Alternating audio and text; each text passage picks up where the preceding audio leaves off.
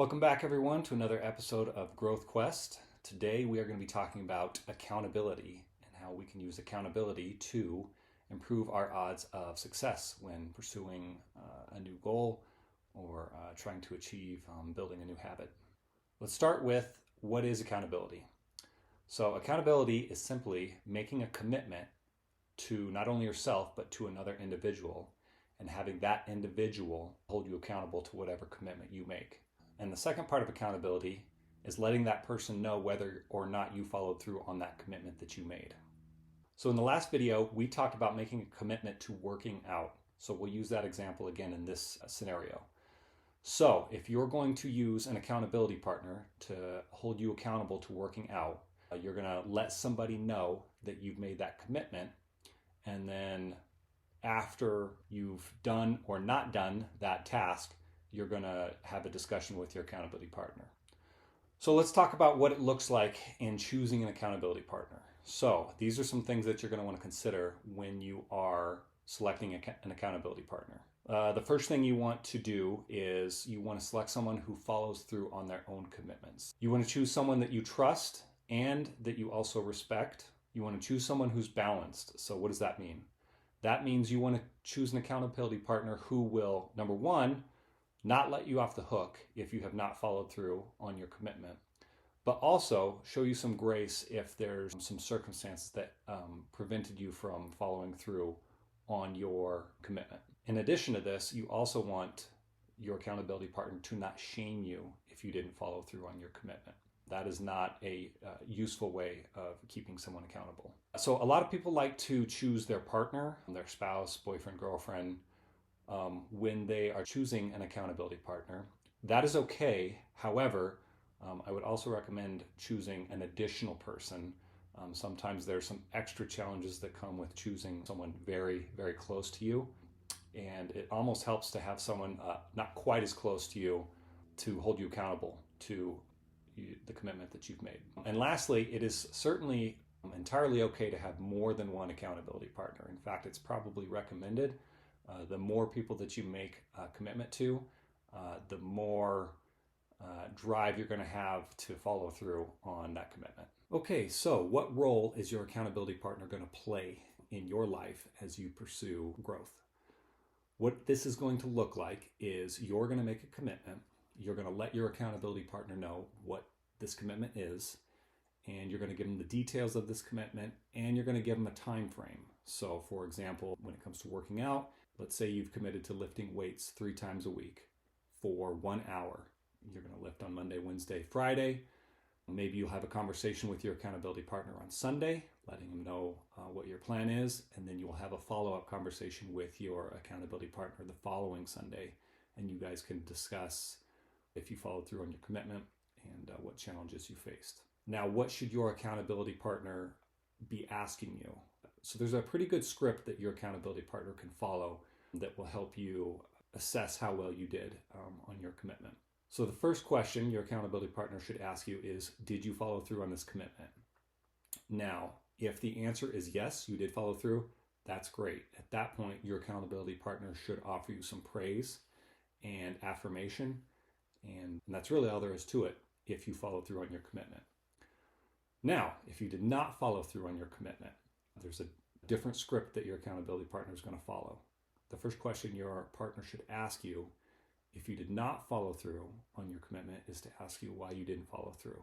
Now, I want you to take some time here and really think about why you did not follow through on your commitment. And be honest. It's important that you be honest in these relationships. Now, this is where you and your accountability partner get to break down whether the reason you did not follow through is a valid reason or an excuse. Now, a very common example that people will often give their accountability partners for not following through on a commitment is that they're too busy.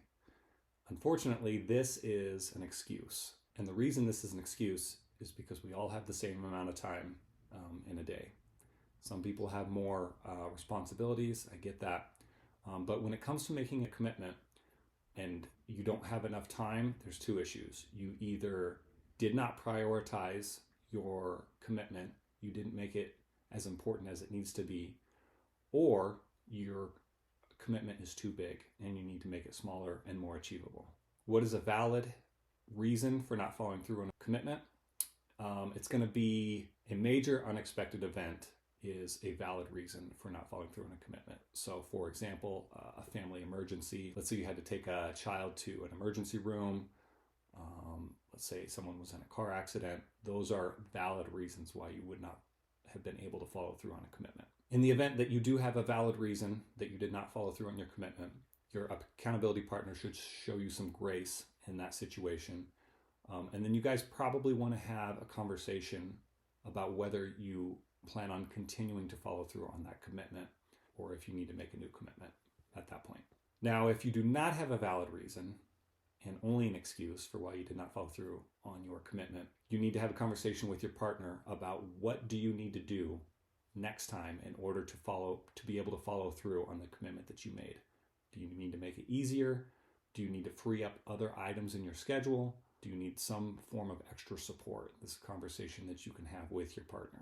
So a common issue that people run into when they're looking to find an accountability partner is they don't know somebody that they trust and respect and that fits all the criteria for being a good accountability partner. If that's a situation, it's okay. I want to encourage you all, go online, do some searching. There's a lot of different options as far as support groups go for people looking for extra accountability. And that's addiction support. If you're trying to lose weight, there's a lot of support groups for weight loss. There's a variety of them. And these are really, really good places where you can get not only encouragement, but also really good accountability when you're trying to achieve a commitment. And lastly, you can be an accountability partner for someone else as well. A lot of times it works really well if you have an accountability partner who is also trying to achieve the same goals as you, because in this scenario, you guys can encourage each other and hold each other accountable, and it works really well and really increases the odds of success for both of you in trying to accomplish your goals. So this is something that I would highly encourage you guys to do, is find someone who is trying to achieve the same things as you, who fits all the other criteria that we discussed earlier in the video, someone who you trust and respect, and then you guys can hold each other accountable, and it's a pretty special relationship to have with someone. Okay guys, it's really that simple. Accountability is a great, great tool in order to increase success, that you can follow through on your goals and commitments, and it's a very, very good tool. So I highly encourage you all to go out and start thinking about who you can use or who you can ask to be your accountability partner. So go ahead and leave a comment in the comments section about who you may be able to use as an accountability partner. And as always, guys, I'm very proud of you guys for pursuing growth. It can be a very challenging road, so keep up the good work, and we'll see you in the next one. Bye.